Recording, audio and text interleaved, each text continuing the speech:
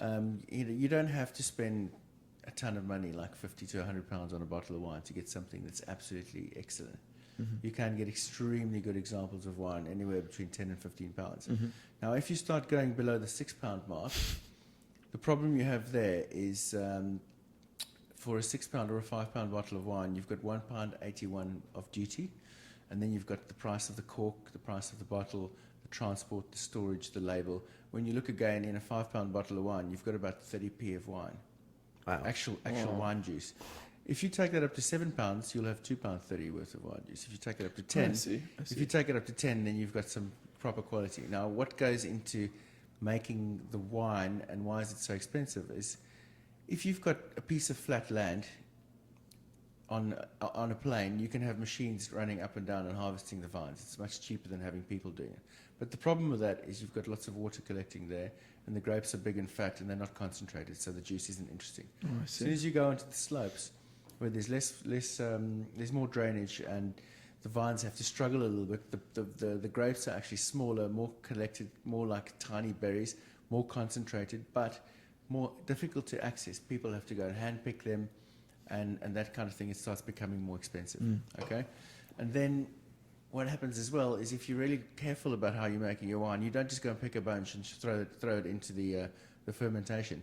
You pick the ripe bunches. So you go through many different times through the vineyards. It's very manually intensive. Go through the vineyard, pick all the ripe vintages, all the ripe grapes, put them on a conveyor belt, and then you have people hand picking the bad grapes out of those bunches. Okay. Hand picking thousands and thousands of those. And then it goes through, and then you only have the best grapes going into your wine. And then if it's a red wine and it's going into oak, a barrel where you mature that wine in could cost 700-800 euros just for the barrel, 225 Just for the wood, huh? Just for the wood. Then it has to be in the wood for 18 months to 2 years. You know all the cash flow implications of that. So that's why, some wines are very expensive because they're extremely good quality wines because of the soil that they're grown on, and it's just right for that particular grape.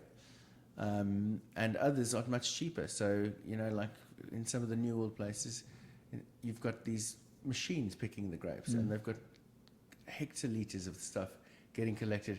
It all gets chucked into a tank, and you're basically making a big bunch of juice, and you're just blending it all together.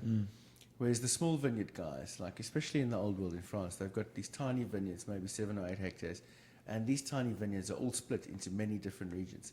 And the guy knows that from this little subplot, this is where my best stuff is coming, and that's where he'll make his single vineyard wine from the best stuff. But he can only make 2,000 or 3,000 bottles from that, and it's special. It's not like he's making 500 cases, and it takes these guys many, many years. I mean, generations and generations of people to actually work a farm or a vineyard to discover which grapes work best in what regions. Okay. And then to understand how that all fits together. And sometimes they just have the grape on its own, or that juice, and sometimes they blend the parcels together depending on how the vintage was. So there's a lot of work going into that, and that can Complicated. that can make wine, either very expensive or very cheap, depending on how much work you decide to put into it. Man, that was really illuminating.